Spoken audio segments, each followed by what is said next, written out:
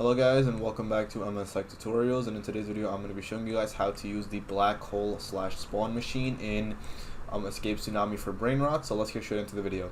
So as we can see, there is a thing that's right here that's going to be next to the spawn machine, and it's going to say deposit Brainrots, and it's going to be a total of 3.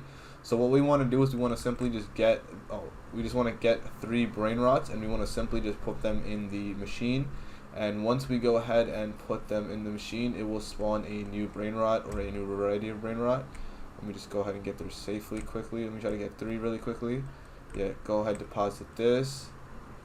Oh, it says, okay. I think it's bugged right now because it says I'm not holding a Brainrot, but yeah, that's pretty much just what you do though. You just simply just, deposit the Brainrot, and then that's pretty much it. Yeah, and then once you deposit it, it will like spawn a new Brainrot, obviously better than the 3 that you spawned, and yeah, that should pretty much be it. So yeah, that is it for the video. That is how to deposit, or that is how to use the spawn machine.